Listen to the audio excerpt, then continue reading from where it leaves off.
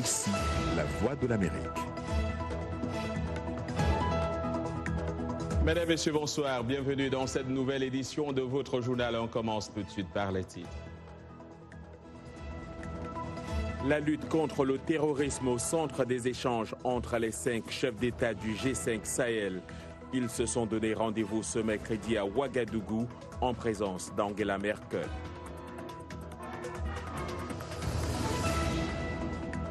Et nous irons en Afrique du Sud à l'approche des élections générales du 8 mai et alors que le pays marque les 25 ans de règne de l'ANC, un parti qui a de moins en moins les faveurs des électeurs.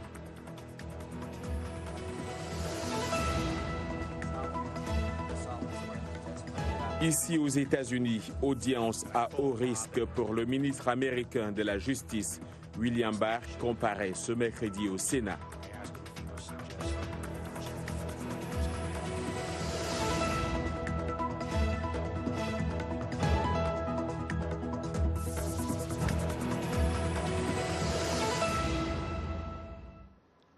Bonsoir à tous. On le disait en titre, la lutte contre le terrorisme est à nouveau au centre des échanges ce mercredi à Ouagadougou entre les 5 chefs d'État du G5 Sahel.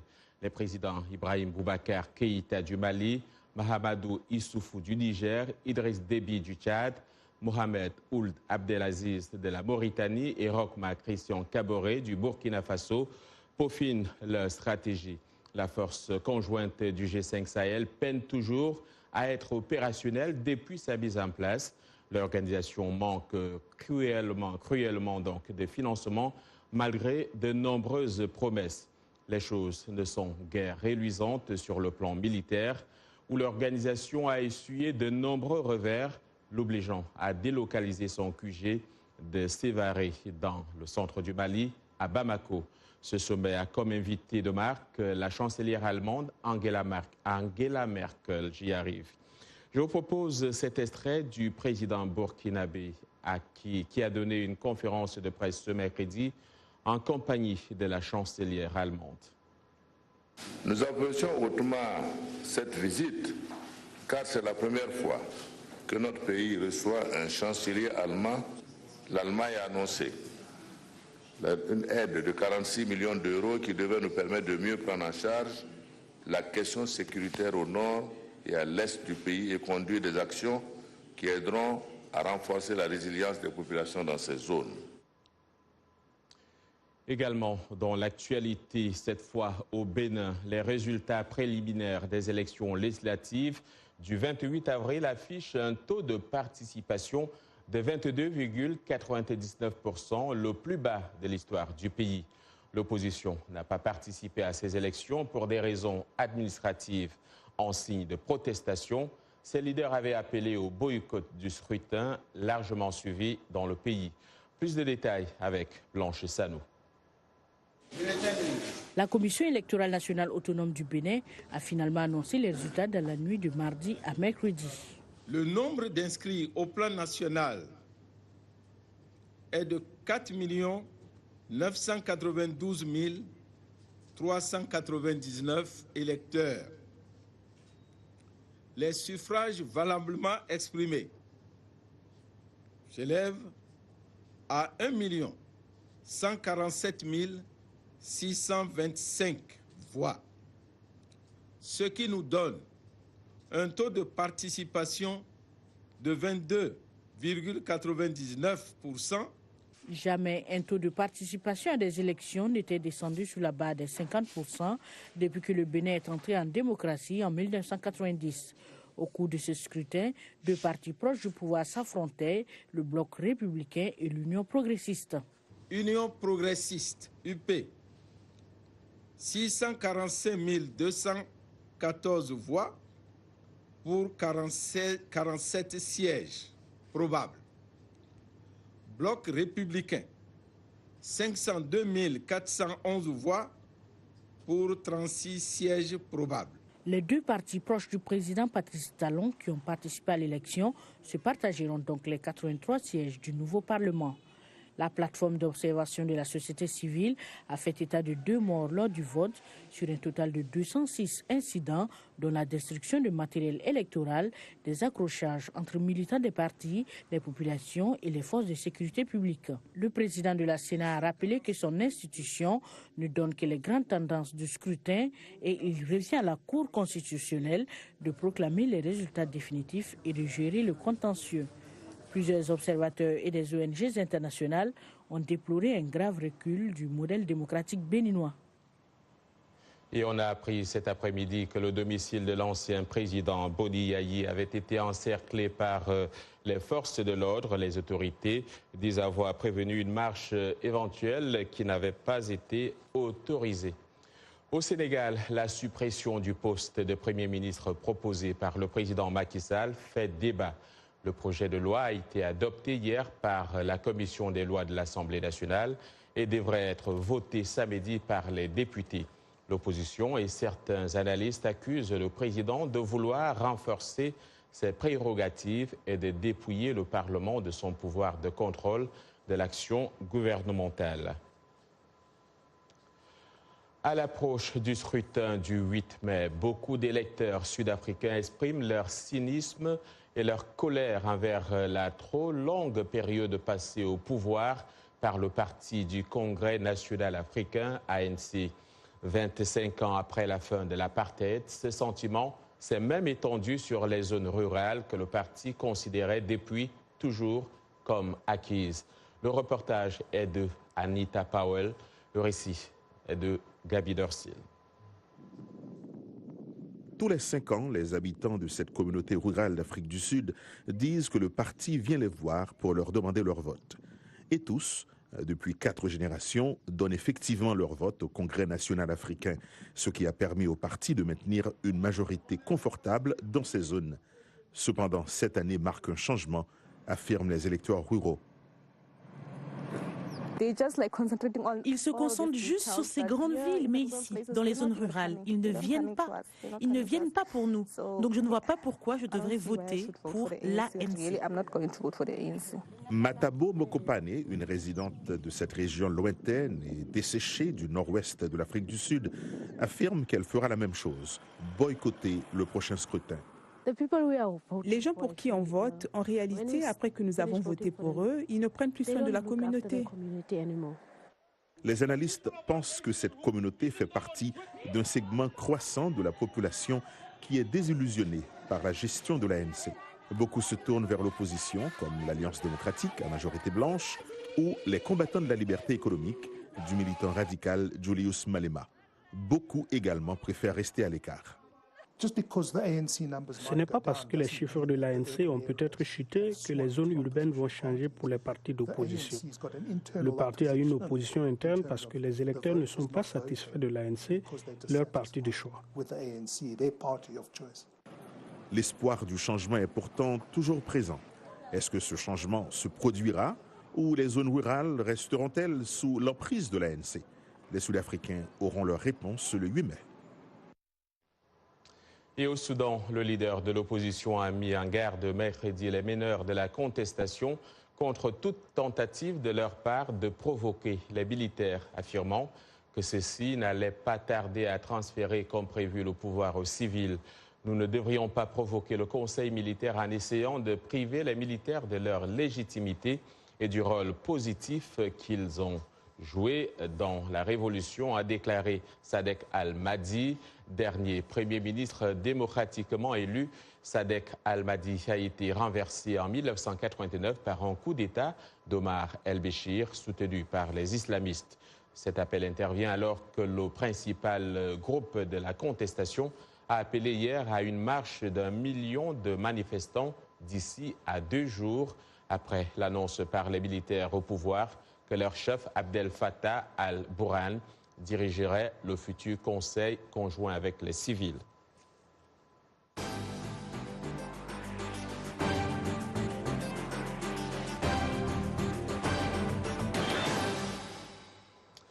Le ministre américain de la Justice, William Barr, comparaît depuis ce matin devant la commission judiciaire du Sénat pour s'expliquer sur les conclusions du rapport du procureur spécial Robert Mueller sur l'ingérence russe dans les élections de 2016. Pour parler de tout cela, j'accueille sur ce plateau Abdourahmane Dia. Abdou, bonsoir et bienvenue. Bonsoir, John. Alors, qu'est-ce qu'on peut retenir de l'audition de William Barr depuis ce matin? Alors, il faut dire que c'était une audition très attendue, car c'est la première fois depuis que le ministre, depuis donc la publication du rapport de Robert Mueller sur l'enquête russe, donc c'est la première fois que le ministre est devant les parlementaires pour parler de ce rapport. Mais le ministre Barr avait déjà envoyé, il faut le rappeler, un résumé de 4 pages aux membres du Congrès disant qu'il n'y avait pas d'ingérence russe et que les enquêteurs ne pouvaient pas aussi déterminer si le président Donald Trump avait tenté d'entraver la justice. Sauf qu'hier, la presse a révélé que l'enquêteur Robert Mueller lui-même avait envoyé une lettre à son patron, le ministre de la Justice donc, pour se plaindre de la manière dont les conclusions de son investigation ont été présentées au public devant les sénateurs démocrates principalement, qui l'accusent d'avoir tenté de protéger le président. Le ministre de la Justice a répété que Donald Trump n'a pas violé la loi. Il justifie sa décision justement d'envoyer un résumé puis une version expurgée du texte au lieu donc du texte en entier. Je vous propose de suivre. Son travail s'est terminé quand il a envoyé son rapport au ministre de la Justice. À partir de ce moment, c'était mon bébé. Et j'étais en train de voir si je devais rendre le rapport public ou non. Et j'ai outrepassé les règlements pour aller le plus loin possible. Mais c'était à moi de décider comment et quand le rendre public, pas Bob Mueller. Alors, mais Abdou, certains estiment que la décision des démocrates de continuer à conduire des auditions sur l'enquête russe n'est pas forcément une bonne chose pour eux. Ceci à 20 mois de la présidentielle. Qu'en est-il? Absolument. Oui. Les sondages montrent clairement que l'opinion publique américaine est quelque peu fatiguée de ce bras de fer et que les Américains aimeraient que les politiciens dans leur ensemble passent à autre chose. Le leadership démocrate en est d'ailleurs très conscient et ne veut même pas entendre parler de procédure de destitution. Mais il y a des jeunes loups aux dents longues, si on peut le dire ainsi, dans le camp démocrate, notamment les nouveaux élus. Donc on n'est pas prêt de tourner la page, John. Alors, pour terminer, parlons aussi du Venezuela, où la tension est subitement montée hier, une situation que suit de près Washington, n'est-ce pas? Oui, tout à fait, John. Au moment où des heurts opposaient encore ce mercredi matin à Caracas des partisans de l'opposant Juan Guaido à des éléments de l'armée, le secrétaire d'État Mike Pompeo a indiqué que les États-Unis n'excluaient pas une intervention militaire. Washington indique donc sa préférence, certes, pour une transition pacifique, mais ne cache pas du tout son soutien à Juan Guaido, qui est reconnu d'ailleurs par une cinquantaine de pays. Mais la Russie, la Chine, entre autres, et Cuba également, restent derrière leur homme Nicolás Maduro. En tout cas, la position américaine est utilisée par le régime en place pour galvaniser ses troupes, John. Abdourahmane Dia, merci d'avoir été avec nous et à la prochaine occasion. Merci. Alors, également dans l'actualité, un autre pas dans les discussions entre les États-Unis et les talibans. L'émissaire américain pour la paix en Afghanistan, Zalmay Khalilzad, a rencontré le plus haut responsable politique du mouvement taliban, le Mullah Abdul Ghani Baradar. Ils ont échangé leur point de vue sur les aspects d'un règlement pacifique de la question afghane. Et puis les États-Unis qui avaient indiqué s'engager à établir un calendrier de retrait de leurs troupes d'Afghanistan, tandis qu'en échange, les talibans promettaient d'empêcher des troupes terroristes de s'implanter dans le pays ou de s'en servir comme base pour mener des attentats à l'étranger. Vous regardez Le Monde aujourd'hui en direct de Washington sur VOA Afrique.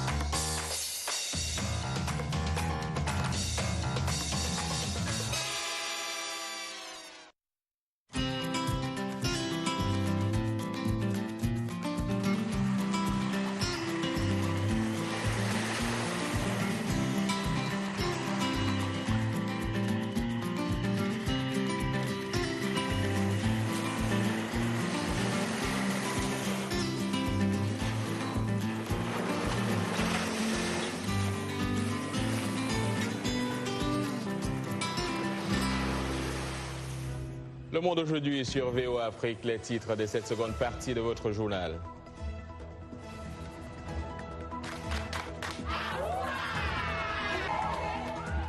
Ce mercredi 1er mai est journée internationale du travail. Nous irons au Ghana à la rencontre d'une femme qui a fait de la conduite sa profession. Dans ce journal, nous parlerons de poésie avec ce championnat de poésie organisé ici aux États-Unis et où des lycéens de tout le pays font valoir leur talent.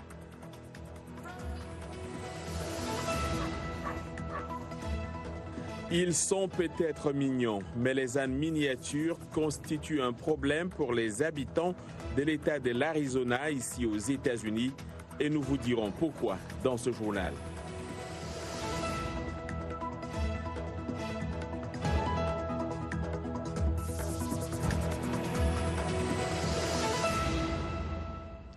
Comme chaque année, de nombreux pays à travers le monde célèbrent ce mercredi 1er mai la fête du travail, une journée fériée marquée par des festivités organisées notamment par les syndicats. Nous vous invitons pour la circonstance à venir avec nous au Ghana donc à la rencontre d'Abigail Azumadou Amoa. Elle est l'une des 21 employées de Lady Bird Logistics, une entreprise qui affirme être la première au monde à employer uniquement des femmes comme chauffeurs. Une innovation qui vient bouleverser les habitudes dans un secteur dominé par les hommes. Les précisions d'Irénée Herman Ongbo. Située à l'ouest du Ghana, la ville portuaire de Takoradi est une plaque tournante pour les entreprises de transport. C'est ici que Pagné Marfo dirige sa société de transport qui emploie exclusivement des femmes et pour cause. Je pense que les conductrices sont plus prudentes. C'est peut-être une affaire de femmes, car nous pensons toujours aux enfants que nous avons à la maison et nous nous assurons de ne pas prendre certains risques. Abigail Amoa, qui suivait les traces de nombreux membres de sa famille, travaillait déjà comme camionneuse. Mais quand elle a entendu parler d'une nouvelle entreprise employant exclusivement des femmes, elle a sauté sur l'occasion. Pour elle, il ne s'agit pas de gagner seulement de l'argent, mais plutôt de faire partie d'une entreprise qui essaye de briser les stéréotypes liés au genre au Ghana. Je me sens si fière, cela m'a beaucoup aidée, donc j'encourage d'autres femmes. Nous avons des entreprises, mais qui n'emploient rien que des femmes. C'est la première fois, pas seulement au Ghana, mais dans le monde entier. C'est pourquoi j'encourage d'autres femmes à se joindre à la campagne pour donner le pouvoir aux femmes. Elle est certes récente, mais cette entreprise de transport a de grandes ambitions pour l'avenir. Des conductrices comme Abigail veulent créer un précédent dans le pays et espèrent que cela ouvrira la voie au changement dans d'autres industries et secteurs. Les ânes miniatures, souvent appelés burros en Arizona, peuvent être mignons, mais ils constituent un sérieux problème pour les habitants de cet État américain. Les burros sauvages, qui ne sont pas originaires de l'Arizona, endommagent les habitations, piétinent la végétation, polluent les sources d'eau et rivalisent avec la faune indigène pour un fourrage limité.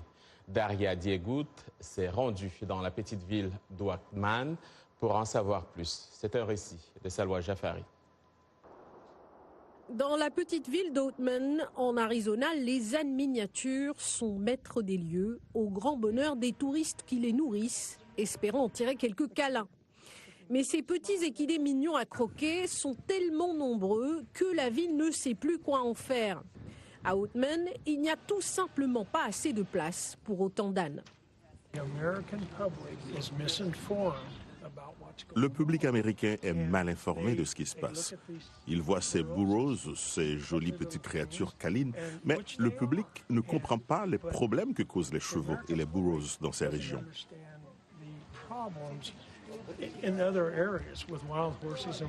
Les burros sont originaires d'Espagne, mais ont été introduits dans le sud-ouest des États-Unis au XIXe siècle. Les mineurs d'or et d'argent ont importé ces petits ânes qu'ils utilisaient comme bêtes de somme. À la fin de la ruée vers l'or, les burros se sont dispersés et leur population a explosé, ce qui a eu des conséquences néfastes sur les plantes et la faune indigène.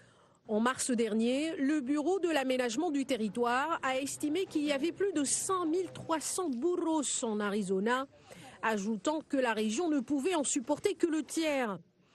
Ils ont causé 36 accidents de la circulation ces 3 dernières années.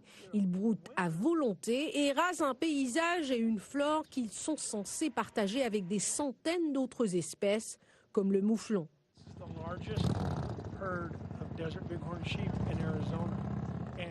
Les Black Mountains sont également très importantes pour nos mouflons indigènes. Il s'agit du plus grand troupeau de mouflons du désert de l'Arizona. En tant que défenseurs de l'environnement, nous devons les gérer. Le grand public doit se rendre compte qu'il faut préserver l'équilibre et l'ordre naturel, ce qui n'est pas le cas aujourd'hui. À l'origine, les autorités ont voulu neutraliser les burros, mais se sont vite rendues compte que la procédure serait trop coûteuse. Sans oublier affreuse, il faut bien l'admettre, ces burros sont trop craquants. La dernière initiative payait aux agriculteurs jusqu'à $1000 pour adopter un cheval sauvage ou un burro. Toute personne majeure sans casier judiciaire peut s'inscrire en ligne pour le faire. Mais les volontaires ne se pressent pas au portillon. On ne sait toujours pas si la nouvelle initiative aiderait à résoudre le problème. En attendant, si vous êtes de passage en Arizona sur la route 66, faites un détour du côté de Oatman. Vous serez accueillis par une troupe de burros. Dans ce Far West, les ânes ont volé la vedette aux chevaux. Et ça se voit. C'est maintenant le tour de Bagassi Koura de nous rejoindre pour un résumé de l'actualité sportive. On parle de quoi pour commencer, Bagassi? Bonsoir. Oui, bonsoir John, bonsoir à tous. Alors, parlons d'abord de cette décision du TAS, le tribunal arbitral du sport, qui a rejeté aujourd'hui le recours de la Sud-Africaine Caster Semenya, un recours contre les règles de l'IAAF, la Fédération internationale d'athlétisme, obligeant donc les athlètes hyper-androgènes comme elle à faire baisser leur taux de testostérone. Mais le TAS ne donne cependant pas un blanc-seing à la Fédération internationale, lui demandant notamment d'amender son règlement. En l'état donc, le règlement de l'IAAF ne s'appliquera pas avant que la Fédération ait corrigé ces aspects litigieux pointés par le TAS. Et puis, parlons de football, la Ligue des Champions, Barcelone-Liverpool, la demi-finale des favoris, une finale avant la lettre, comme on le disait, et ça se passe en ce moment au Camp Nou du FC Barcelone. Au Camp Nou, donc, le FC Barcelone de Lionel Messi mène 1-0 face à Liverpool de Mohamed Salah et Sadio Mané pour la deuxième demi-finale aller de la Ligue des Champions. À la mi-temps, donc, le score est d'1-0 pour Barcelone. On s'attend à ce que les prochaines 45 minutes de cette demi-finale désignent un grand favori pour la finale de Madrid le 1er juin. Et hier, lors de la première demi-finale, l'Ajax a pris une option sérieuse face à Tottenham.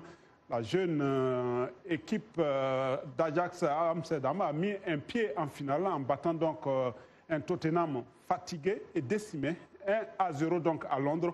Le but à l'extérieur de Donny van de Beek dès la 15e minute permet aux jeunes joueurs de l'Ajax d'entrevoir la finale. La presse néerlandaise ce matin s'est enflammée pour la victoire de l'Ajax à Tottenham, 1-0 donc, comme je le disais, en demi-finale aller de la Ligue des Champions qui envoie la génération dorée d'Amsterdam à 90 minutes de sa première finale de C1 depuis 1996. Merci John.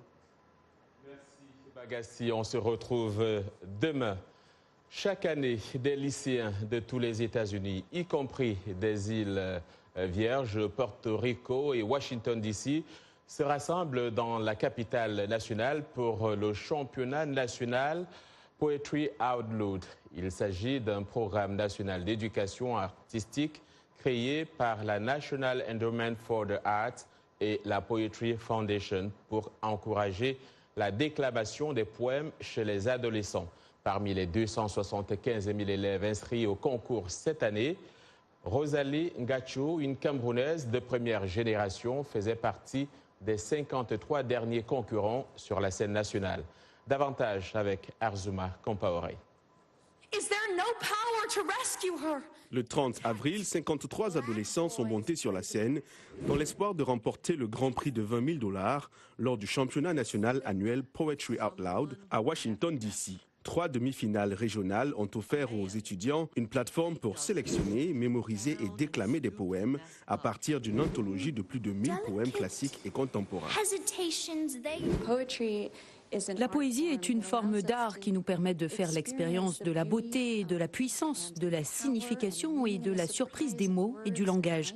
Et être capable de dire, d'intérioriser, de partager un poème avec un public est extrêmement émouvant. Rosalie Ngachiou est la championne de Washington, D.C. L'un des poèmes qu'elle a interprété était « Hope is the thing of feathers » d'Emily Dickinson. Hope is the thing with feathers that perches in the soul and sings. J'ai choisi les poèmes que je m'identifie avec. Donc, quand je lisais les poèmes, c'est comme si je sentais une connexion avec les mots et ce que l'artiste était en train de communiquer.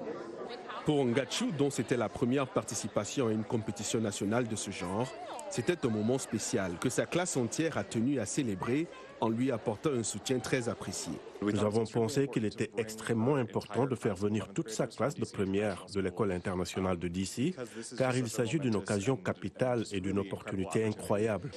Elle écrit elle-même beaucoup de poèmes, mais l'épreuve d'aujourd'hui l'a vraiment poussée à s'essayer à l'exécution de poèmes d'autrui. Et cela a également développé ses compétences scéniques. Même si Rosalie n'a pas accédé à la finale, son esprit positif est demeuré inchangé. Je suis très fière de moi-même, même si je n'ai pas tout gagné, j'ai quand même essayé et j'ai fait de mon mieux.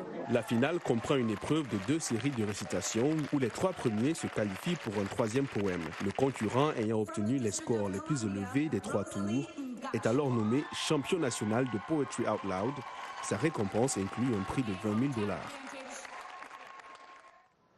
À présent, parlons de ce pont de 36 km qui a été inauguré au Koweït. Il s'agit de l'un des plus longs ponts du monde, reliant la capitale de l'État du Golfe, riche en pétrole, à une région frontalière inhabitée. Le pont a coûté 3,6 milliards de dollars. Et c'est la fin de ce journal. Merci à toute l'équipe qui l'a préparé et à vous de l'avoir suivi. Demain est un autre jour. D'ici là, excellente soirée à toutes et à tous.